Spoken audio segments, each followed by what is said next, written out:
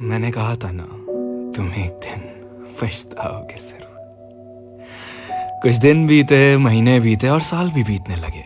मैं अभी तक स्ट्रगल कर रहा था कि कैसे अब मैं मूव ऑन करूं। ऐसा नहीं है कि मैं मूव ऑन नहीं कर पाया था अब तक, पर कोई ना कोई बात थी, कोई ना कोई चीज थी मेरे मन में जो मुझे पूरी तरह से ठीक नहीं कर पाई थी अब तक। मैंने उसके जाने के बाद उससे कई बार कांटेक्ट करने की कोशिश करी, पर मुझे हमेशा एक ही चीज मिली उससे, इग्नोरेंस। और वो इग्नोरेंस मुझे जीने नहीं देता था। मुझे तकलीफ हुई, बहुत तकलीफ हुई, पर क्या करता मैं? ऑप्शन ही क्या था मेरे पास जिंदगी में आगे बढ़ने के अलावा? बहुत बार ख्याल आया कि जान दे दूं, पर उससे भी क्या होता? इतना बुज़दिल भी नहीं था मैं जो मैं किसी के धोखा देने पर खुद को और अपने परिवार वालों को सजा देता। मैं आगे बढ़ता चला गया, न रुका न थमा और ना ही पीछे मुड़ कर देखा। यादों के सहारे ही सही, पर मेरी जिंदगी रुकी नहीं उसके लिए, ना मैंने फिर इंतजार किया उसका। एक दिन मैं यूं ही बैठा था, किसी से बात कर रहा था फोन पर, तभी पीछे से एक कॉल आने लगी मेरे पास। नंबर अननोन था तो मुझे पता नहीं चला कि कौन है। मैंने कॉल पिक करी तो सामने से आवाज जो आई वो काफी जानी पहचानी थी। मुझे समझ में नहीं आया मैं क्या बोलूं, पर मैंने बात की तो देखा कि बड़ा ही नॉर्मल साउंड कर रही थी वो, जैसे रोज बात करती हो मुझसे। मुझे ये देख के बहुत उलझन हुई। उसने पहले मुझसे मेरे हालचाल लिए, फिर मुझसे ये भी पूछा मैं क्या कर रहा हूँ, किसके साथ हूँ आजकल, और फिर बात करते करते उसने जो रोना शुरू किया है वो काफी ज्यादा सरप्राइजिंग था। वो रोते रोते बताने लगी कि उसे कितना पछतावा है अपने किए का। उसे एहसास हुआ कि वो कितना गलत थी।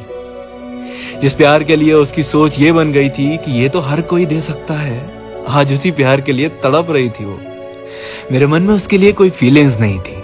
मुझे बुरा जरूर लग रहा था उसको इस हालत में देखकर, पर मैं खुद को सौंप नहीं सकता था गलत हाथों में एक और बार। उसने ज्यादा कुछ नहीं मांगा, बस मेरी दोस्ती मांगी, और मैं खामोश रह गया इस बात को सुनकर, क्योंकि मुझे समझ नहीं आ रहा था मैं हाँ बोलूं या ना।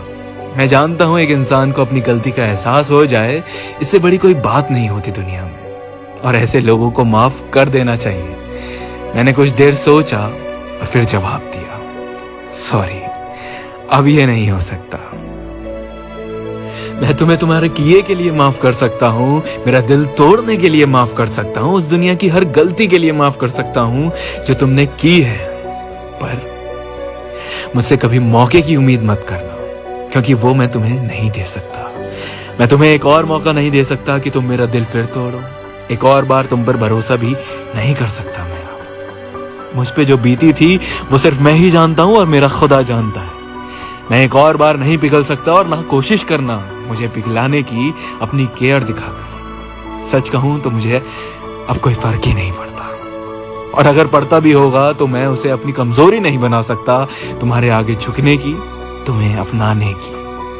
इतना कहते ही मैंने फोन रख दिया, और उस रात के बाद उस नंबर से कभी कोई ना कॉल आया और ना ही टेक्स्ट मैसेज।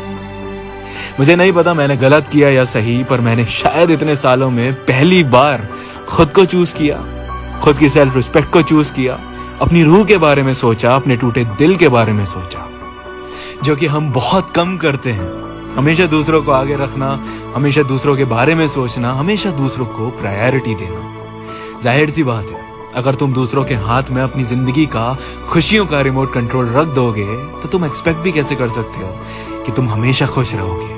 ना इंसानों पे डिपेंड हो अपनी खुशियों को लेकर, और ना ही उन्हें अपनी कमजोरी बनाओ। चाहे कितने ही साल पुराना रिश्ता क्यों ना हो, टूटता है तो बेरहमी से ही टूटता है, और सब कुछ तोड़ के चला जाता है। ये उसका कर्मा था, जो उसके साथ भी वही हुआ जो उसने मेरे साथ भी किया। बस इसीलिए मुझे विश्वास हो गया कि अपने कर्म सही रखो, बाकी जो दूसरों को करना होगा वो हर हाल में कर लेंगे। तुम बस किसी को अपनी सेल्फ रिस्पेक्ट से ऊपर मत रखना।